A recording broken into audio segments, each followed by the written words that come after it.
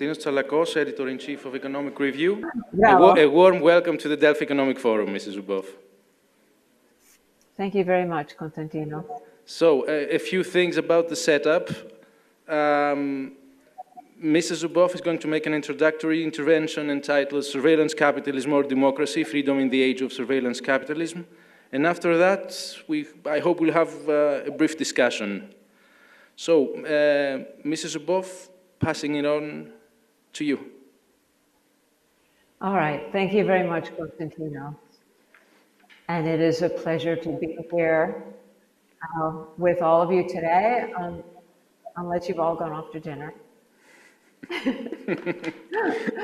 But again, thank you. It's a pleasure to be here. I wish I could be in Greece with you and meet you all in person.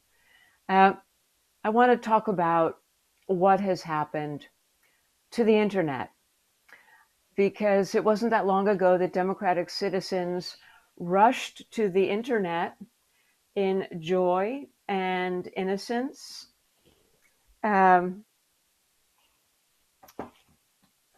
Nearly 3 decades ago. It wasn't that long ago. But when we look at the internet today, just approximately 25 years, nearly 3 decades later, the internet is a surveillance prison. No bars, no guards, no guns, no exit. It is our shared fate to live at the dawn of information civilization, which earns its name from new conditions of existence. In these new conditions, this is a world in which inclusion in the coordinates of the world's atlas requires that persons, and increasingly all that is animate and inanimate, are rendered as and mediated by digital information. But who knows that information? Who decides who knows? Who decides who knows? These are the essential questions of knowledge, authority, and power that shape the political foundations of our age. Yet here we are in the 6th year of the 3rd decade of the digital century, and it is the surveillance capitalist giants and their ecosystems, Google, Meta, Microsoft, Amazon, Apple, that hold the answers to each of these questions, though we never elected them to govern. How did this happen? It happened when democracy stood down. By 1997, as the internet was becoming a public phenomenon in the US and around the world, democratic political leaders, President Clinton and Vice President Gore in the White House, gifted control of internet governance to the private sector. They were driven by Friedman's catechisms of radical free market ideology, and their famous 1997 white paper on e-commerce began with the phrase, private sector must lead. The private sector must lead. A phrase that was repeated over and over again as they specified there would be no laws to obstruct private sector development, and any laws that already existed would be eliminated. Self-regulation of private companies was to be the law of the internet. Only 3 years later, in the year 2000, it was already clear that self-regulation would not work.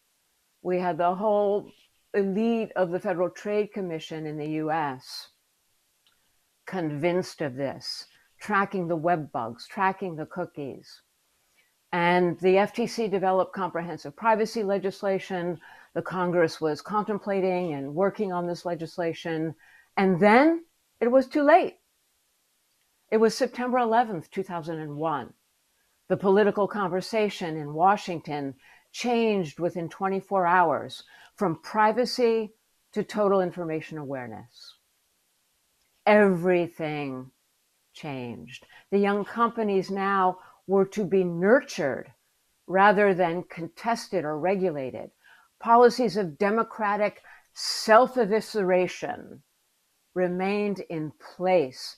These crucial moves at this early stage of a vast structural transformation left a void of power, a void of law, where democracy should have been. A handful of companies evolved from tiny startups into trillion-dollar vertically integrated global surveillance empires, thriving on an economic construct so novel, so improbable, as to have escaped critical analysis for many years. That idea is the commodification of human behavior, achieved through the secret, massive scale theft of human-generated data.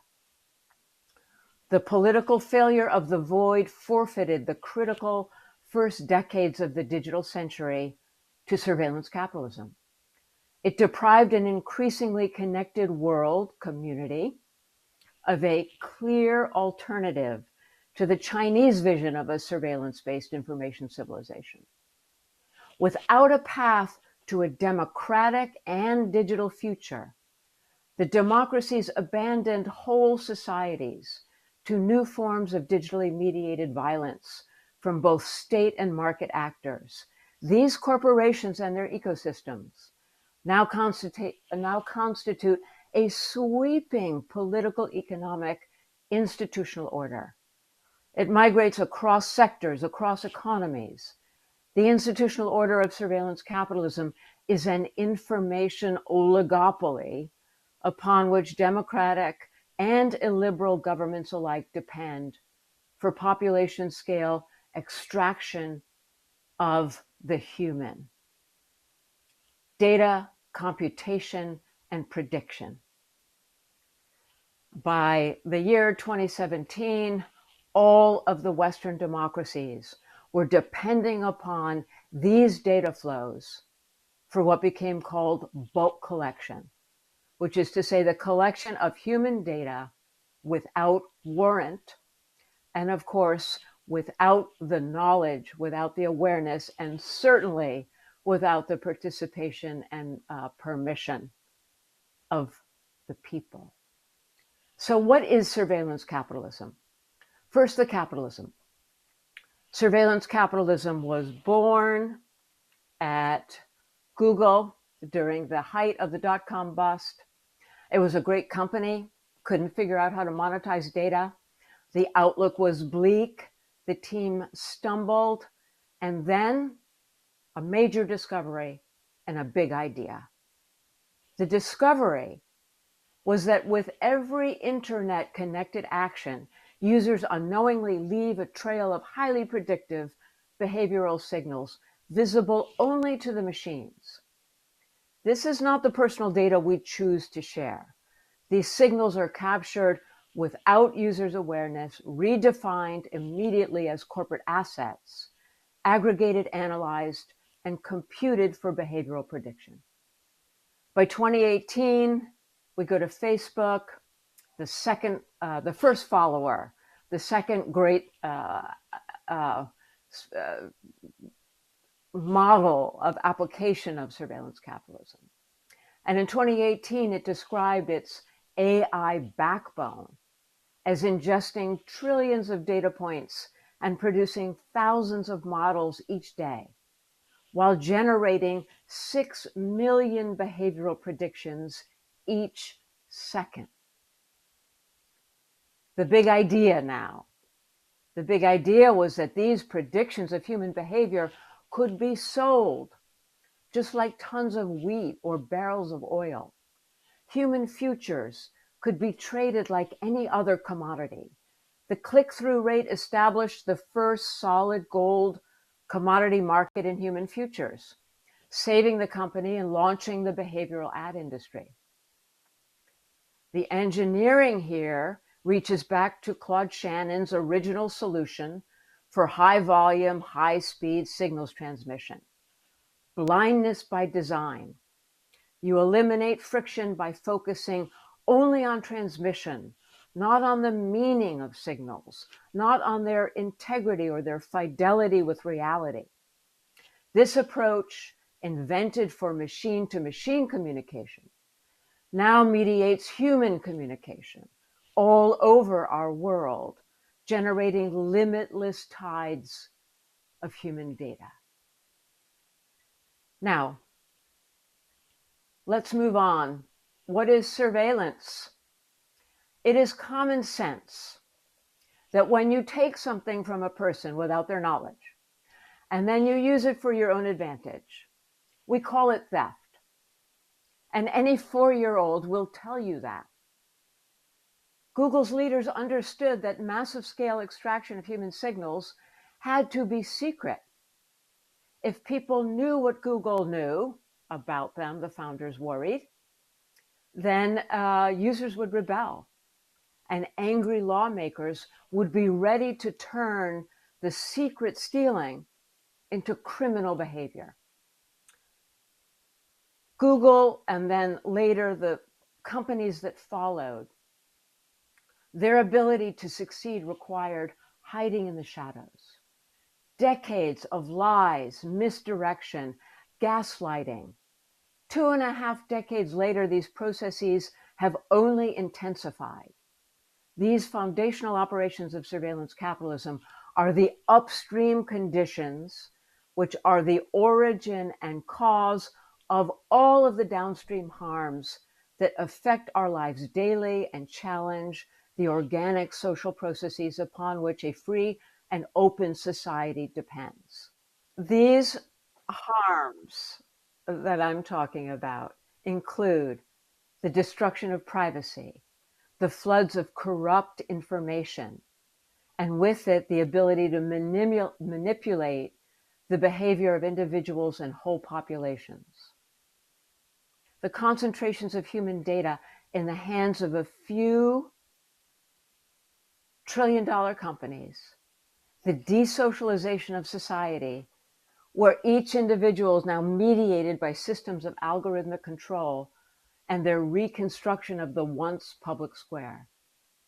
Finally, we see the migration of societal governance functions from the domains of democratic governance to the domains of private surveillance capital.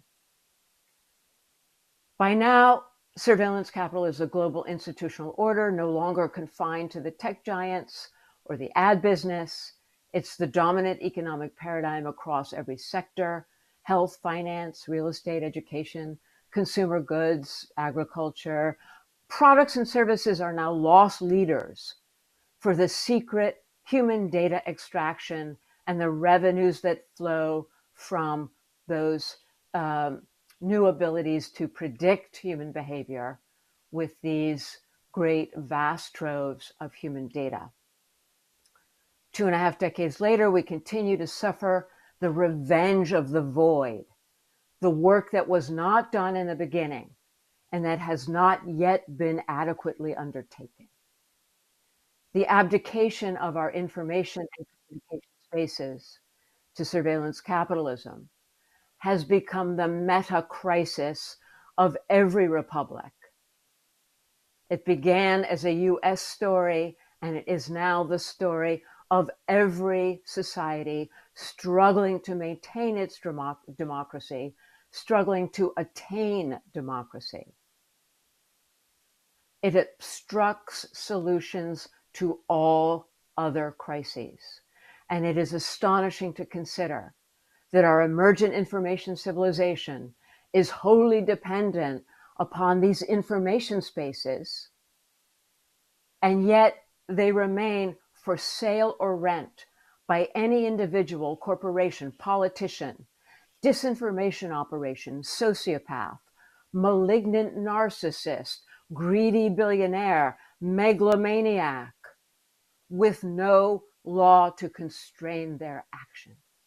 It's an extreme and impossible situation for democracy to survive under these conditions, where these information spaces upon which we depend are open for purchase, as in the case of Mr. Musk, or rent, as in the case of Mr. Trump when he ran his 2016 campaign, so that any individual with the intention of intervening in and disrupting the normal processes of communication in the public square, the normal processes of democratic exchange, these things are made impossible by the ability to control and target waves of disinformation that advantage whoever the bad actor is that has bought its way into engaging in this kind of destruction. So the bottom line here is that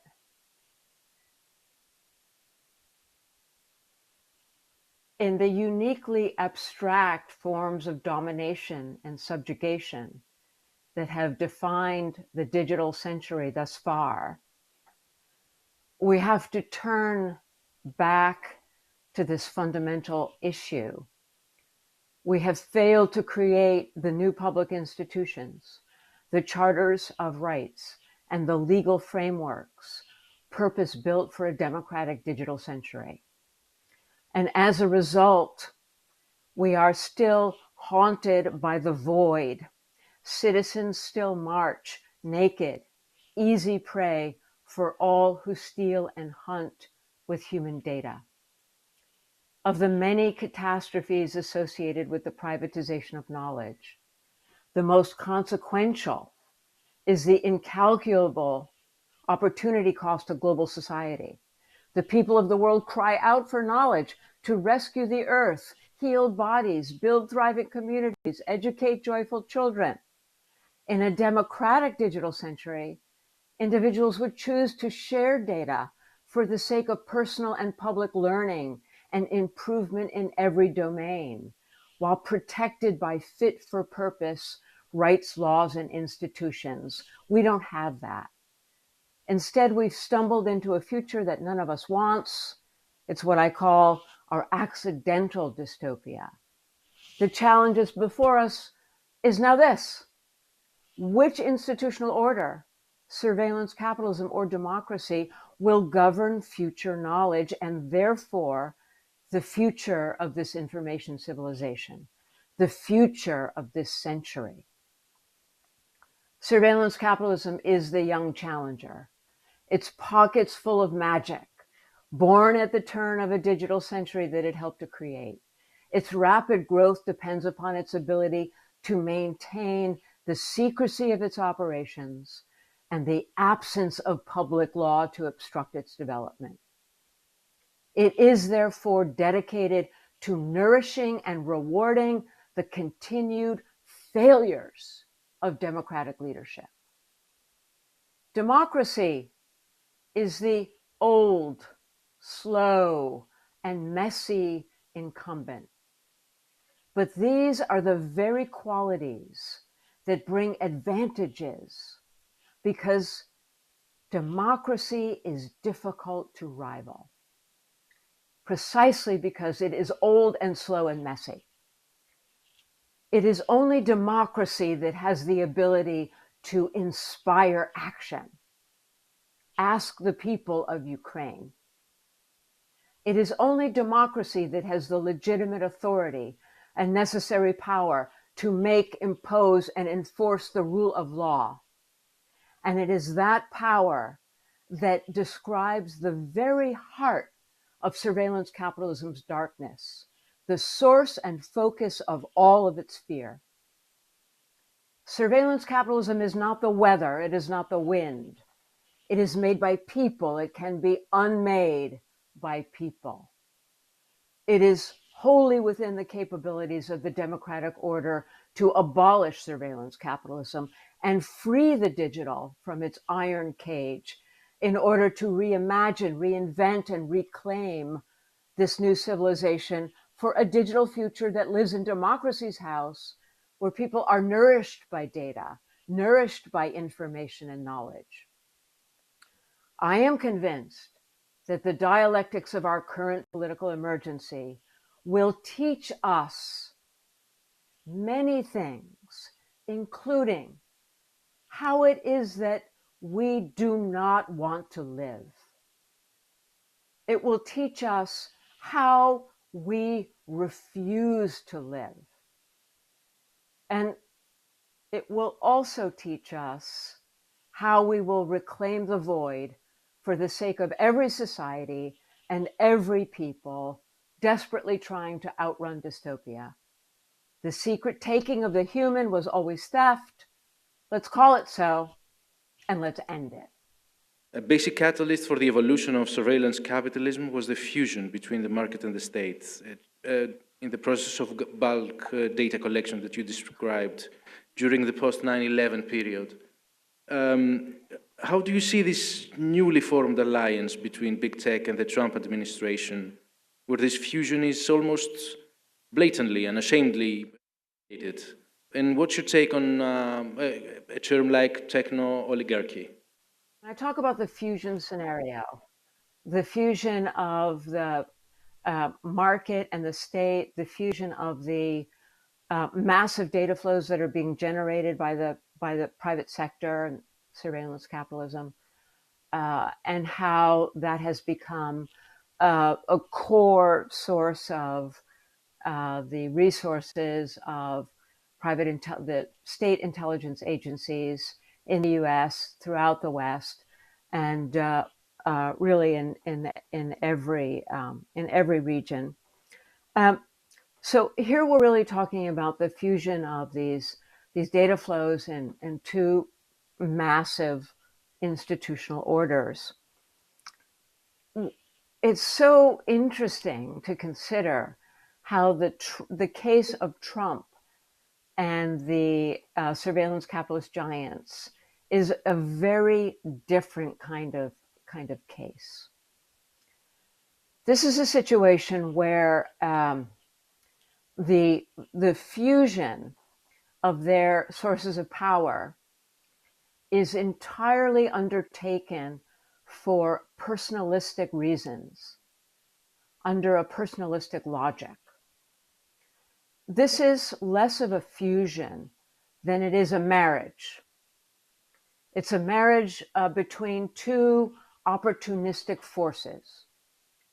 On the side of the tech companies, as I've tried to indicate in these remarks, there are very few things that can destroy them. But at the top of that list is the rule of law under democratic oversight. This is the thing that they most fear, and therefore it is the thing that they most want to crush. And they have decided to create this marriage with Mr. Trump because, as Zuckerberg put it very clearly and explicitly in January, ushering in this new year, with the help of Mr. Trump, the vision is that the companies will go around the world and confront not only the governments in their own home countries, such as the United States in this case, but countries anywhere in the world. They call out Latin America, they call out China, any world region where any democratically elected official has the temerity to do their job, which is to make and enforce law to improve the nature and protect their own societies.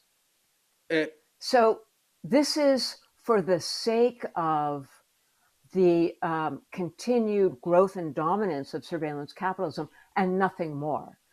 The quid pro quo for Mr. Trump, I think, is also clear because Mr. Trump doesn't govern. He says things and he spreads disinformation. And in order for his position to be stable, he has to live in a world in which the information space welcomes disinformation, in which the information space puts no barriers and no constraints on disinformation. And this is why he required the tech companies to buy into this narrative of censorship, because the narrative they have spun is that anytime anyone or any governmental entity or any democratic entity tries to curb disinformation, they have labeled that censorship in order to turn the public against this kind of behavior.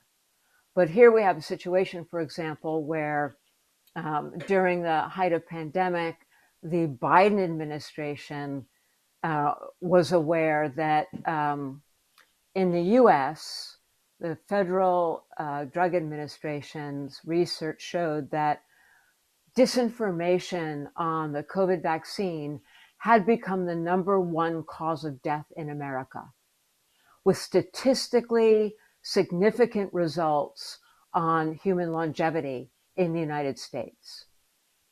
So the Biden administration tried to intervene with a company like Meta in order to create a set of policies where they could obstruct, limit, in some cases eliminate, take down this very dangerous disinformation that was killing people.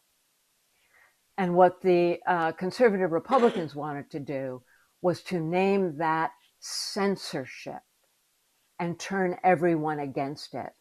And that's what Mark Zuckerberg bought into, and that's what all the tech companies bought into. So what's really interesting about this marriage, to wrap this up, is that the tech companies, for the sake of their absolute freedom from rule of law, were willing to buy into a marriage contract with Mr. Trump, despite the violence that that contract promised, despite the threats of murderous information that that contract would welcome.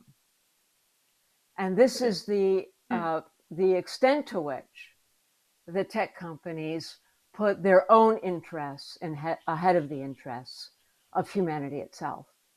Allow me to invite you here next year, perhaps in person, if you could come to Delphi. Besides the interesting discussions, the scenery is amazing as well. So if you would like, we would be glad to welcome you. So, thank you. Thank you so much for this. Thank you for this conversation. Thank you for your analysis, and hope to host you here next year in person. All right, I'll look forward to it. Thank you so much. Thank you.